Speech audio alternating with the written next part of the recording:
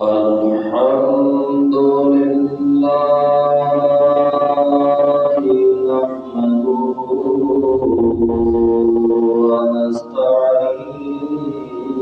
ونستعينه ونؤمن به ونتوكل عليه ونعوذ بالله من شرور أنفسنا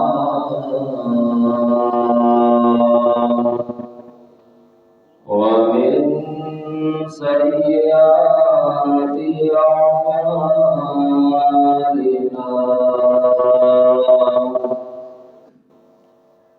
من يهده الله فلا مضل له ومن يضلل فلا هادي له ونشهد أن لا إله إلا الله وحده لا شريك له ونشهد أن سيدنا ومولانا وهادينا ومرشدنا محمدا عبده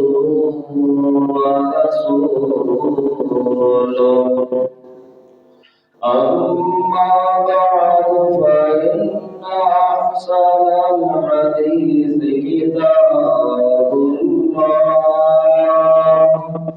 وأحسن الهدي هدي محمد صلى الله عليه وسلم وشر الأمور محدثاتها وكل محدثة بدعة وكل بدعة ضلالة وكل ضلالة في النار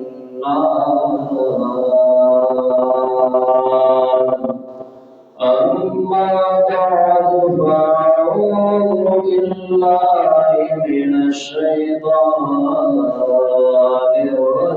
الرجيم بسم الله الرحمن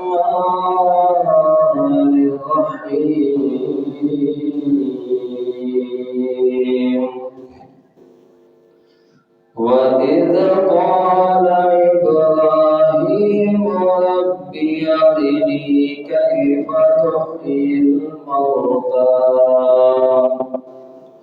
قال أولم تؤمن قال بلى ولكن ليطمئن قلبي قال فخذ أربعة من الطير فصرهن إليك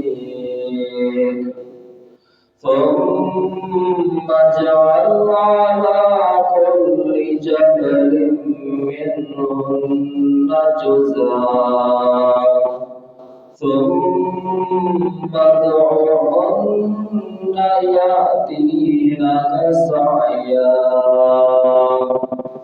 واعلم أن الله عزيز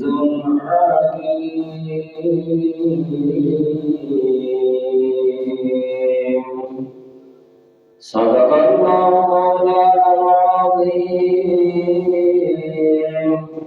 وصدق رسوله النبي الكريم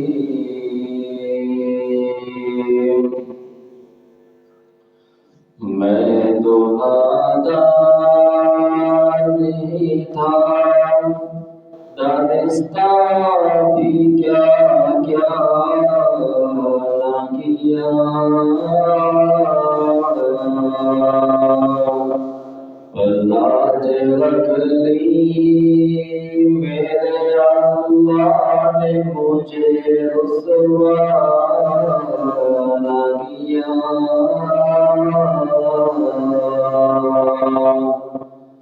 बात दिल की थी दिल में रही और काम हो ही गया। ऐसा कौन के जिसने ज़ुबान का तकल्लुम भी गवारा न किया।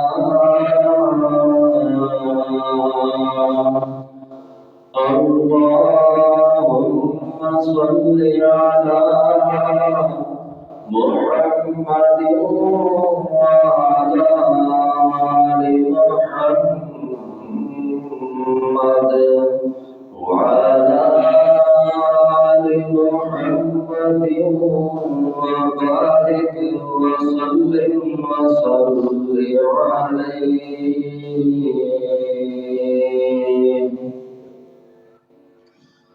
हम्दो सलाम अल्लाह जल्ला जलालहू के लिए, दुरूद व सलाम इमामुल अंबिया हबीबुल खुदा फख्र इंसानियत मोहसिन आदा यानी दुश्मनों के भी मोहसिन पत्थर मारने वालों को दुआएं देने वाले पैगंबर आज़म इमाम आज़म और पूरी कायनात के कायद आज़म जनाब मुहम्मद रसूलुल्लाह सल्लल्लाहु अलैहि वसल्लम के लिए मेरे प्यारे प्यारे भाइयों, दोस्तों, बुजुर्गों, काबिल इज़्ज़त एहतराम माँ बहनों, अजीज तलबा किराम, मुअज़्ज़िज़ात तालिबात, दुआ अल्लाह मालिकुल मुल्क अपनी रज़ा और रहमत के साथ हम सब का जुम्मतुल मुबारक इस हाज़िरी को कबूल और मंजूर फरमाए।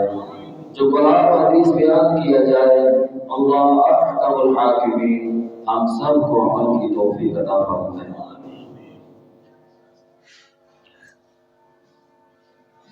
अल्लाह रब्बुल आलमीन पे ईमान, इसके साथ साथ अल्लाह के फरिश्तों पे ईमान, अल्लाह के रसूलों पे ईमान,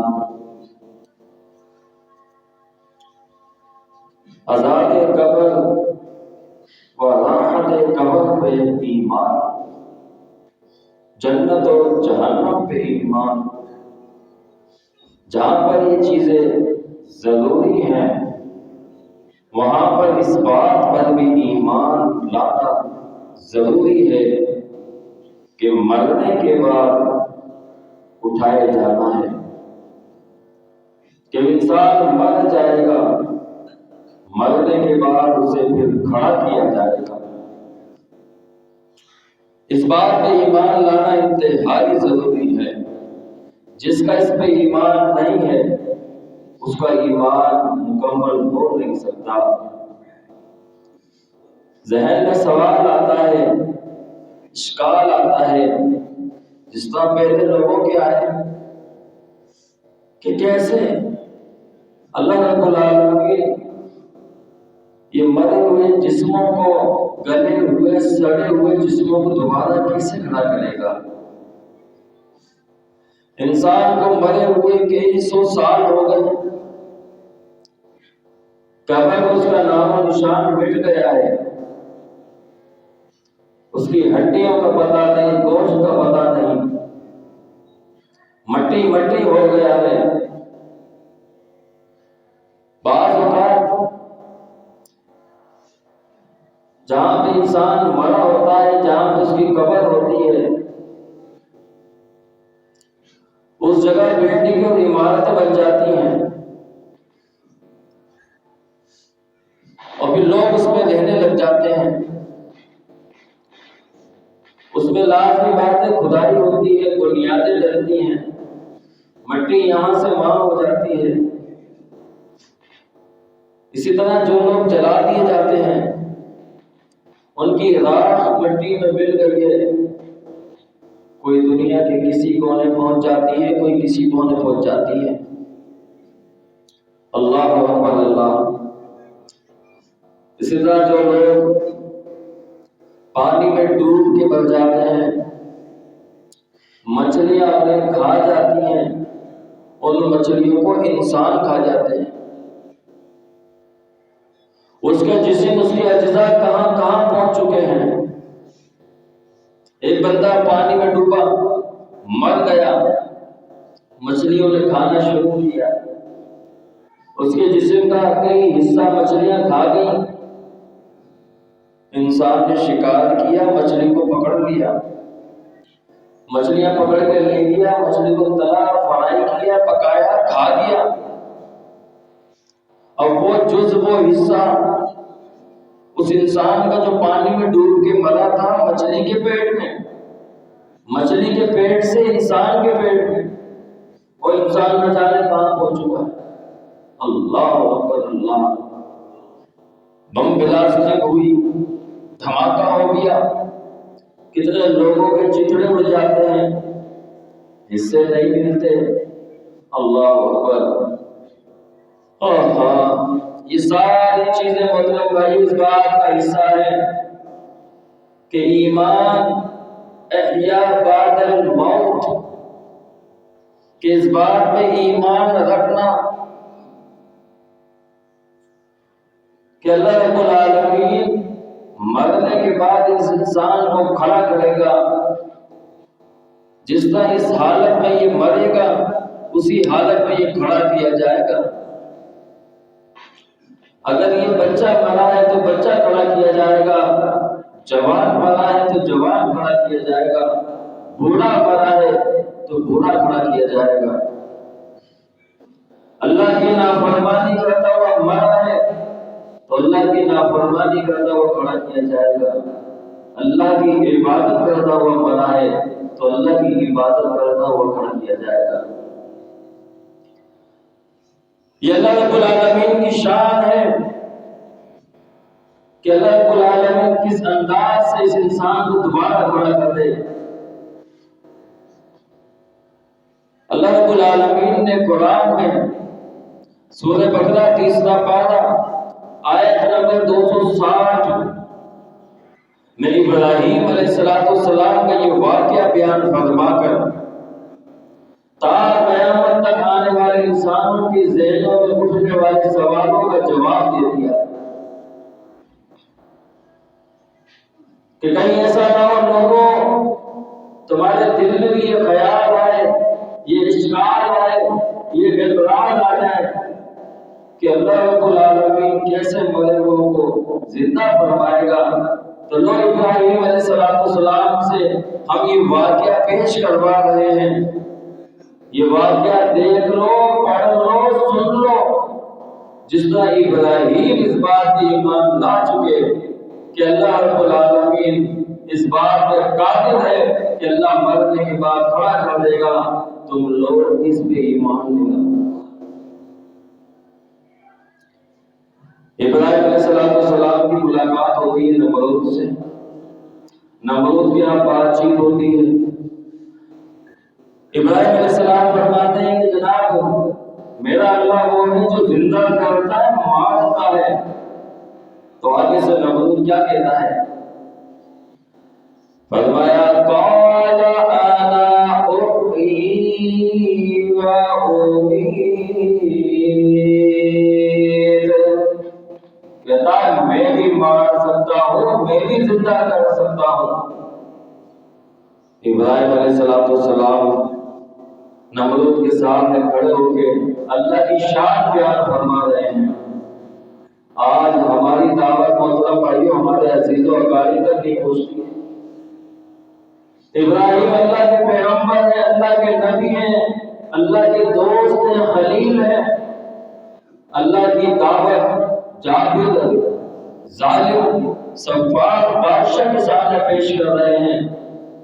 آج ہمیں اور آپ دیکھیں کہ دعوت ہم نے کہاں سے کہاں تک پہنچائی ہے۔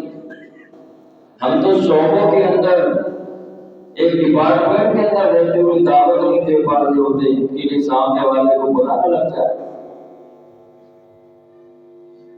تفاسیر میں آتا ہے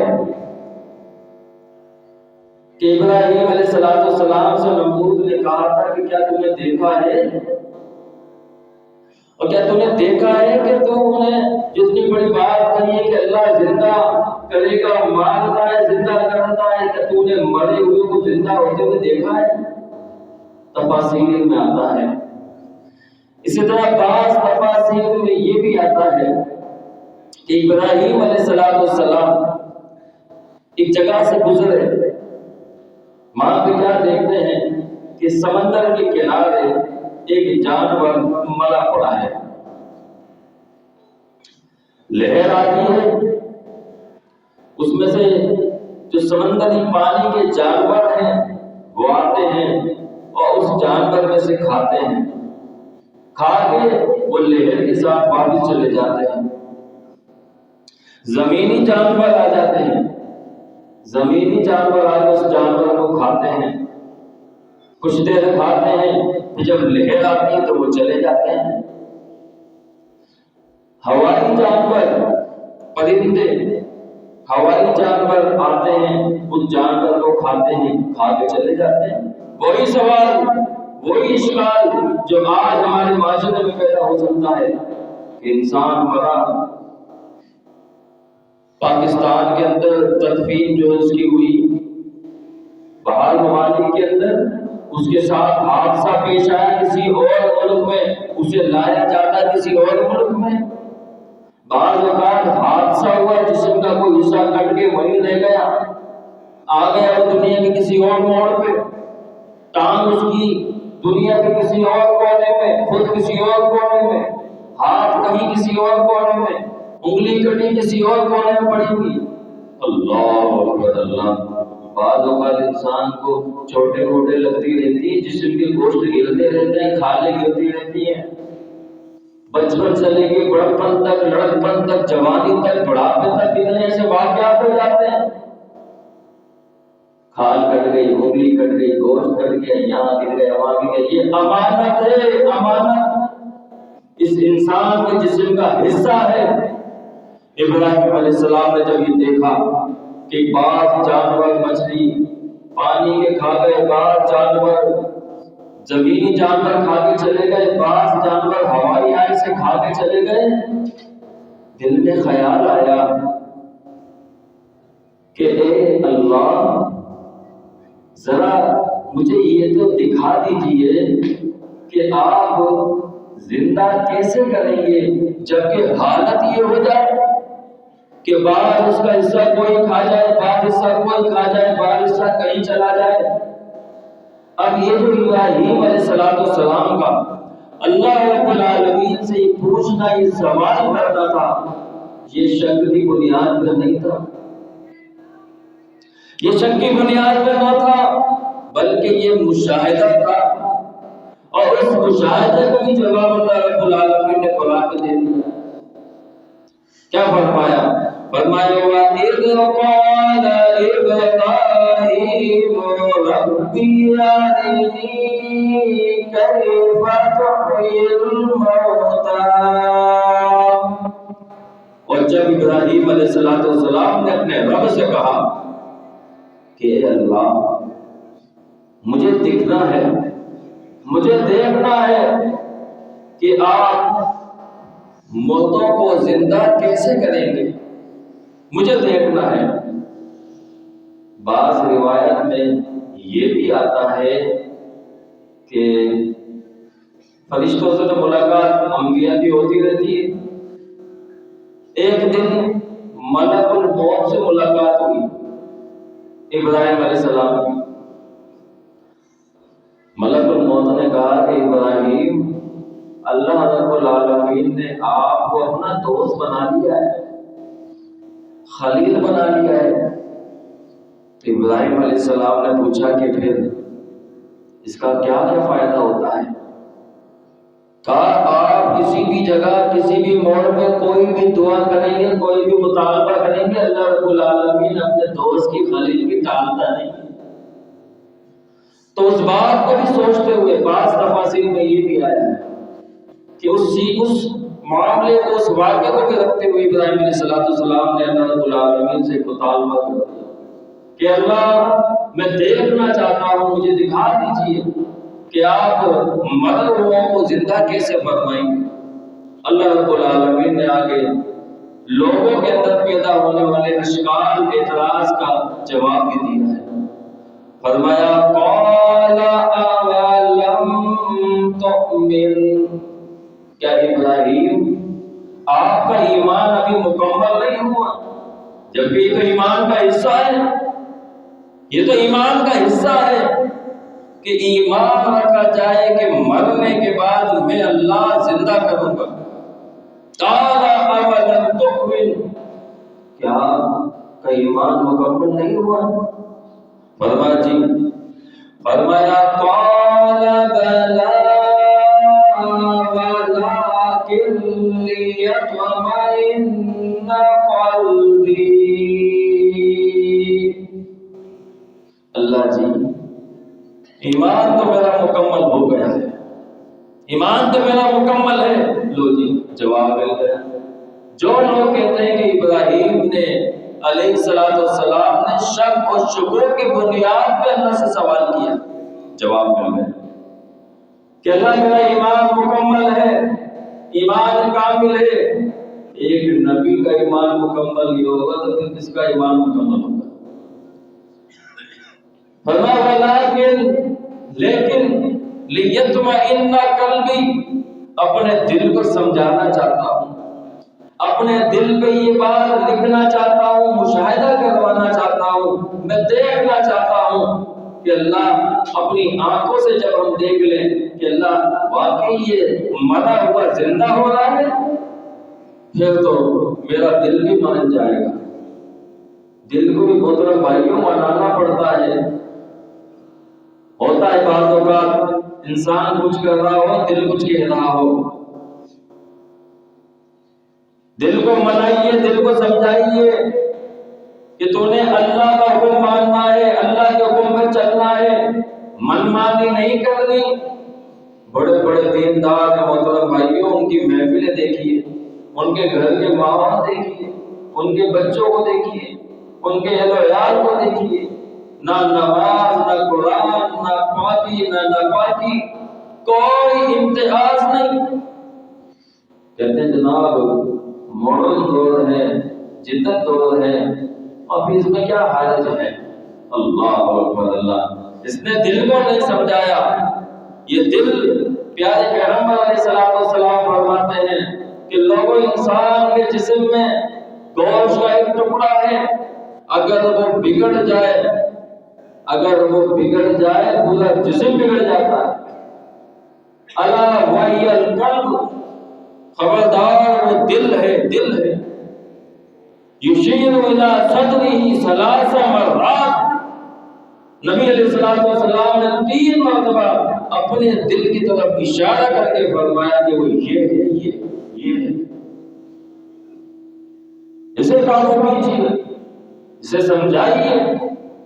اس میں یا تو اللہ کی محبت ہو سکتی ہے یا پھر دنیا کی محبت ہو سکتی ہے۔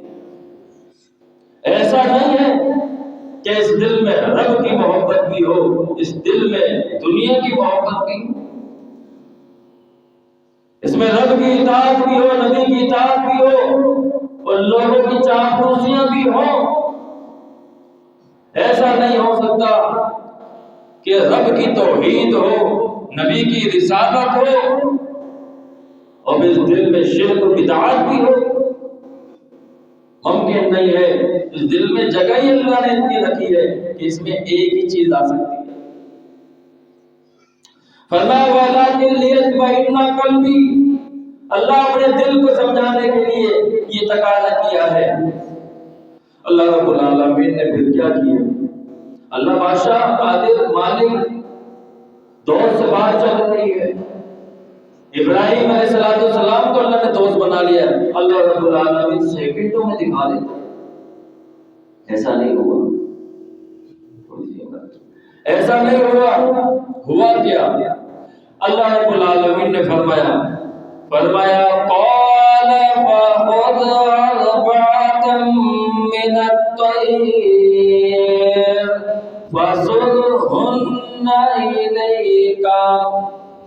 ابراہیم آپ پھر ایک کام کریں۔ جی اللہ جی کیا کام ہے؟ کہا کام یہ ہے کہ آپ ایک نہیں، دو نہیں، تین نہیں، 4 مختلف پرندے پال لیں، 4 مختلف پرندے پالیں، بچپن سے پالیں اور اسے اتنا پالیں اتنا پالیں اتنا پالیں کہ وہ آپ سے ہل جائے، جہاں پہ آپ جائیں وہ وہاں پہ آپ کے ساتھ جائیں، جب آپ انہیں بلائیں تو وہ آپ کے پاس آ جائیں۔ یقیناً اس میں گھنٹے 2 گھنٹے 2 دن تو نہیں لگے ہوں گے، ٹائم لگتا ہے، پیریڈ لگتا ہے۔ کسی بھی جانور کو آپ لے کے آئیں، اسے پالنا شروع کریں، اسے اپنے ساتھ ہلانا شروع کریں، کم از کم 6 مہینہ لگ جاتا ہے۔ اب جواب کب مل رہا ہے ابراہیم علیہ السلام کو؟ تقاضا کب کیا ہے؟ ہم بڑے جلد باز ہیں، ہم چاہتے ہیں یہاں پہ دعا ہو، یہاں پہ تقاضے پورے ہو جائیں، ایسا نہیں ہوتا۔ اللہ رب العالمین کی حکمت ہے، اللہ رب العالمین ابراہیم علیہ السلام کا یہ تقاضا، یہ مطالبہ تقریباً 6 مہینے تو لگے ہوں گے اس کو، جانور پالنا، ان کو کھلانا پلانا، ان کی پرورش کرنا، ان کو اپنے سے مانوس کر لینا، فَصُلْهُنَّ إِلَيْكَ، کہ وہ آپ سے مانوس ہو جائیں، انہیں اتنا پالے۔ ابراہیم علیہ السلام نے جانور پالنے شروع کر دی، پرندے پالنے شروع کر دی۔ اب بعض تفاسیر میں ان کے مختلف نام بھی آئے ہیں، بعض میں کہ ان میں سے ایک مور تھا، ایک مرغا تھا، ایک کبوتر تھا، ایک کوا تھا۔ خیر نادی آئے، اللہ رب العالمین نے طیر فرما دیا۔ طیر کا معنی پرندہ ہے۔ اب ہمیں اس کے پیچھے نہیں جانا ہے کہ کون سے پرندے تھے، تفاسیر میں آ گئے، ٹھیک ہے جی یہ بھی ہو سکتے ہیں، اس کے علاوہ بھی ہو سکتے ہیں۔ بعض نے لکھا ہے کہ مور، مرغا، کوا، کبوتر یہ انسانی ہیئت کی مشابہت میں ہے۔ مثال کے طور پہ مور ہے، حسین و جمیل جانور ہے، خوبصورت ہے۔ اسی طرح مرغا ہے، اس کے اندر خواہشات ہیں۔ کوا ہے، اس کے اندر حرص ہے، حرص، لالچ ہے۔ اسی طرح کبوتر ہے، یہ خوراک کے پیچھے بھاگتا ہے، خوراک کے پیچھے۔ تو انسان کے اندر بھی یہ 4 چیزیں موجود ہیں، حسین و جمیل بھی ہے، حریص بھی ہے، کھانے کے پیچھے بھاگتا ہے، اور اس کے اندر خواہشات بھی بہت ہیں۔ یعنی اس کے اندر مور کی صفات بھی ہیں، مرغے کی صفات بھی ہیں، کوے کی صفات بھی ہیں، اور کبوتر کی صفات بھی ہیں۔ ان 4 کو اللہ رب العالمین نے کیا فرمایا؟ پھر ان کو پالو۔ جب ابراہیم علیہ السلام نے پال لیا، اللہ جی اب یہ بڑے ہو گئے اور مانوس ہو گئے ہیں، اب میں جہاں جاتا ہوں نا یہ میرے ساتھ ساتھ چلتے ہیں، میں جب بلاتا ہوں تو یہ آ جاتے ہیں۔ اللہ رب العالمین نے فرمایا اٹھاؤ چھری، اٹھاؤ چھری۔ ایک دفعہ پہلے بھی ابراہیم علیہ السلام چھری اٹھا چکے ہیں، اس وقت اللہ کا حکم نہیں تھا کہ وہ چل جائے، اب اللہ کا حکم تھا۔ ابراہیم علیہ السلام نے چھری اٹھا لی، کہا اللہ جی اب کیا کرنا ہے؟ کہا پہلے ایک جانور کو پکڑو، اسے ذبح کرو، دوسرے کو پکڑو اسے بھی ذبح کرو، تیسرے کو بھی ذبح کرو، چوتھے کو بھی ذبح کرو۔ ابراہیم علیہ السلام نے جیسے اللہ کا حکم ملا جانوروں کو ذبح کرنا شروع کر دیا۔ قربانی وہی قبول ہوتی ہے، قربانی وہی قبول ہوتی ہے جو جانور مانوس ہو جائے، مانوس ہو جائے، انسان کی اس سے انسیت ہو جائے، لگاؤ ہو جائے۔ ابراہیم علیہ السلام کی قربانی کوئی عید الاضحیٰ والی قربانی نہیں تھی، یہ ثواب والی قربانی نہیں تھی، لیکن وہ بھی قربانی اللہ رب العالمین مانوس کروا کے کروا رہا ہے، جبکہ وہ ایک عام قربانی ہے، عام ذبح ہے۔ اور یہ جو قربانی آتی ہے عید الاضحیٰ قربانی، جب قربانیاں پیش کر رہے ہوتے ہیں تو یہ قربانی ایسے ہی جانور جناب کل قربانی کرنی ہے، آج پکڑ کے لائے صبح کاٹ دیا، لو جو قربانی ہو گئی۔ انسان کو انسیت ہی نہیں ہوئی ہے، اس سے مانوس ہی نہیں ہوا ہے۔ انسان سے تقاضا اللہ رب العالمین جب فرماتا ہے کہ اللہ کے راستے میں خرچ کرو، تو انسان پھر اپنی جیب پہ ہاتھ رکھتا ہے نا، تو دیکھتا ہے کہ نہیں بھائی اگر میں نے خرچ کر دیا تو پھر میرے معاملات کیسے چلیں گے؟ تو یہی تو خرچ کرنے کا حکم ہے، یہی خرچ کرنے کا حکم ہے۔ خرچ کرنے کا یہ حکم نہیں کہ یہاں سے پکڑو یہاں خرچ کر دیا۔ اس میں تجھے تکلیف کیا ہوئی ہے؟ پھر تکلیف کا احساس ہونا چاہیے، تب جا کے اللہ رب العالمین کیا باعث اجر بنتا ہے۔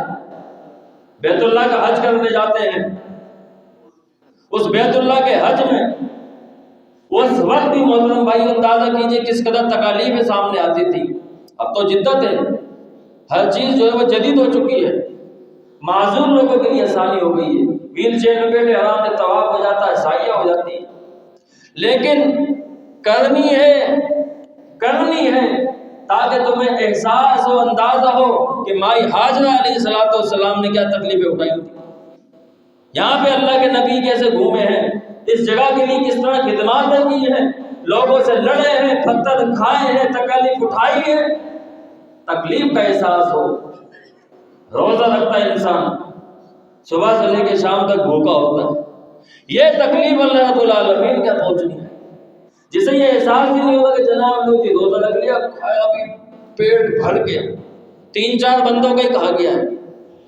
آج کل ہماری سہیلیاں روزے سے چل رہے ہوتے ہیں، فرمائشی پروگرام، سہیلی میں فرمائشی مینیو بنا ہوتا ہے، مینیو کہ جناب سہیلی میں ہمیں یہ چاہیے، یہ بھی چاہیے، یہ بھی چاہیے، یہ بھی چاہیے، یہ بھی چاہیے، مینیو بنا ہوا ہوتا ہے۔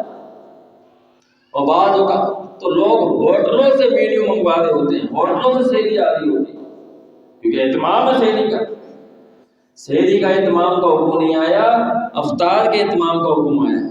افطار کا اہتمام کیجئے، سحری کا اہتمام کا حکم نہیں۔ ہاں سحری کھائیے، کتنی کھانی ہے، تھوڑی کھائیں، زیادہ کھائیں، کم کھائیں، تاکہ احساس ہو، شدت آئے، اس بھوکے کی بھوک کا احساس ہو، اس پیاسے کی پیاس کا احساس ہو، تجھ میں تڑپ آ جائے کہ ہاں لوگ بھوکا کیسے رہتے ہوں، تکلیف کا احساس ہوتا ہے۔ تو ایسے لوگ قربانی کے جانور لے کے آتے ہیں اور قربانی کر دیتے ہیں۔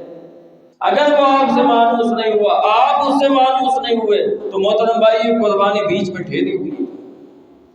ابراہیم علیہ السلام کو اللہ رب العالمین فرما رہے ہیں، فرمایا قال فخذ أربعة من الطير، 4 پرندے لے لیں، 4 پرندے لیں، فصرهن، وہ آپ ان کو اپنے آپ سے ہلائیے، انہیں اپنا بنائیے، ثم اجعل على كل جبل منهن جزءا، پھر آپ ان کے ٹکڑے کیجیے، ٹکڑے کیجیے، ان کا باریک قیمہ بنا لیں،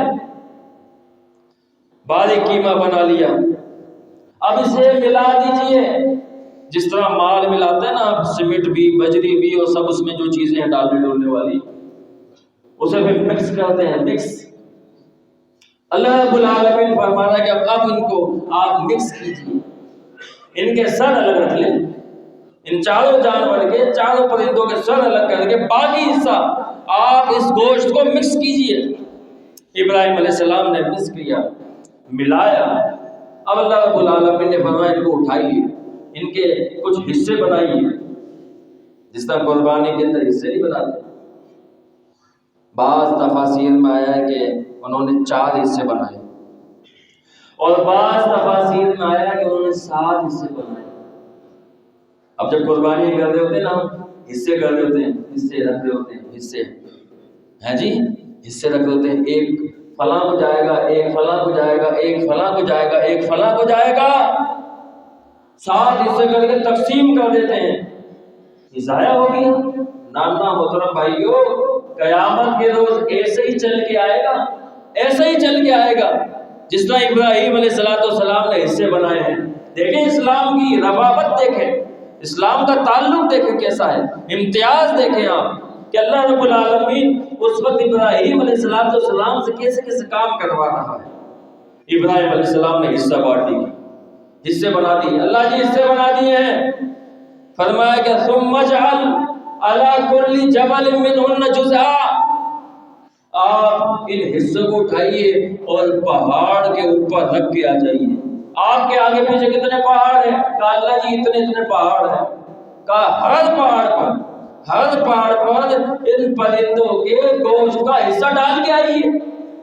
ابراہیم علیہ السلام نے اس کے پہاڑوں کا مطابق اندازہ لگایا اور پھر ان کے ٹکڑے ٹکڑے حصے سے الگ الگ کیے، اور پھر وہ 2 تھے، 4 تھے، 8 تھے، 10 تھے، جتنے بھی تھے اللہ رب العالمین کے حکم سے ان پہاڑوں پہ پھیلا کے آ گیا۔ اللہ جی حصے ڈال کے آ گیا۔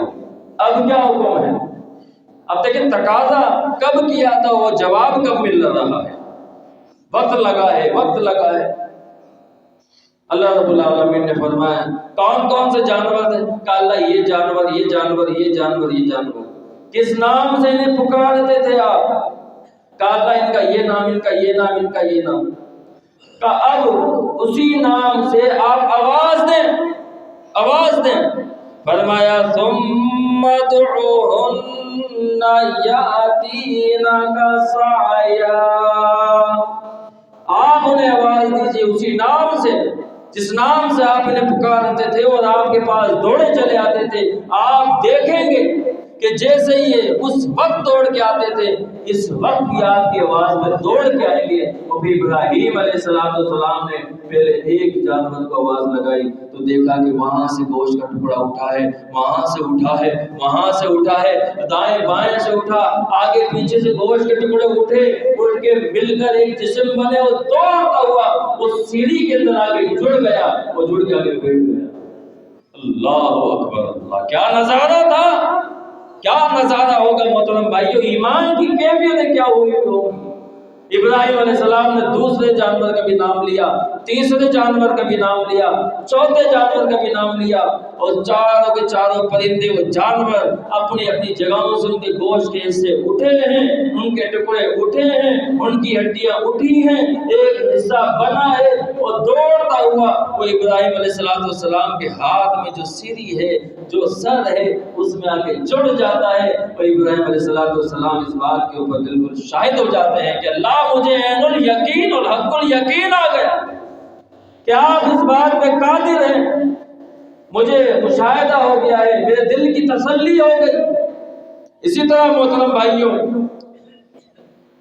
کہ جو انسان جہاں جہاں پہ فوت ہوا ہے اس کے جسم کا حصہ جہاں جہاں پہ ہوگا، جیسے ابراہیم علیہ السلام کے اس واقعے نے اس بات کی نشاندہی کر دی ہے کہ وہ 4 5 8 حصوں سے اٹھ کر جسم کا حصہ بن سکتا ہے۔ اللہ رب العالمین ایسے ہی قادر ہے کہ جہاں جہاں کہیں بندہ مرا ہوگا، جس حال میں مرا ہوگا، اگر وہ پانی میں ڈوب کے مرا ہے، اس کے جسم کو مچھلیاں کھا گئی ہیں، ان مچھلیوں کو انسان کھا گئے ہیں، اللہ رب العالمین قیامت کے روز ان مچھلیوں میں سے گوشت نکالے گا، اس انسان کا، اس انسانوں میں سے گوشت نکالے گا ان مچھلیوں کا، ان مچھلیوں کو بنائے گا، ان مچھلیوں میں سے انسان کا گوشت نکلے گا، اور پھر اس انسان کی جہاں موت ہوئی تھی اس جگہ پہ سے کھڑا کرے گا۔ اللہ قادر ہے۔ ہواؤں میں بکھر گئے، اللہ رب العالمین حکم دے گا، ان ہواؤں سے اس جسم کے اعضاء جمع کر کے اسے کھڑا کرے گا۔ محترم بھائیوں، یہ واقعہ ہمیں اس بات کی طرف فکر دلاتا ہے کہ اللہ رب العالمین کے سامنے کھڑا ہونا ہے۔ اگر اللہ کے سامنے کھڑا ہونا ہے تو بھی اس کی تیاری کیجیے۔ اللہ رب العالمین آگے فرماتے ہیں فَعْلَمْ أَنَّ اللَّهَ عَزِيزٌ حَكِيمٌ، جان لیجئے اللہ رب العالمین غالب ہے اور حکمت والا ہے۔ اس کی حکمتیں وہ جانتا ہے، اس کے غلبے ہیں، ہر چیز پہ غلبہ ہے، تیرے پہ، میرے پہ، مجھ پہ، آپ پہ، ہر چیز پہ غلبہ ہے اللہ کا، لیکن اللہ نے ڈھیل دی ہوئی ہے، ڈھیل۔ اللہ کی طرف آ جائیے محترم بھائیوں۔ اس واقعے سے محترم بھائیوں یہی بات سامنے آتی ہے کہ ابراہیم علیہ السلام اللہ کے کتنے چہیتے اور لاڈلے پیغمبر تھے۔ اللہ رب العالمین سے جو تقاضے کی اللہ رب العالمین نے پورے فرمائے، اور ہمارے لیے بھی اللہ رب العالمین نے اس میں جو ہے وہ نصیحت وصیتیں رکھ دی ہے، تا قیامت تک آنے والے لوگ اس سے جو ہے سبق حاصل کرتے رہیں گے، ان کے ذکر ہوتے رہیں گے، ان کے واقعات پڑھے جائیں گے، پڑھائے جائیں گے، سنے جائیں گے، سنائے جائیں گے۔ اور اسی طرح محترم بھائی، جس طرح میرا ایمان بڑھا ہے، آپ کا ایمان بڑھا ہے، آنے والے لوگوں کا بھی ایمان بڑھتا رہے گا۔ اللہ رب العالمین سے دعا ہے اللہ تعالیٰ میں سمجھ کے عمل کی توفیق عطا فرمائے۔ جزاکم اللہ خیر واسع۔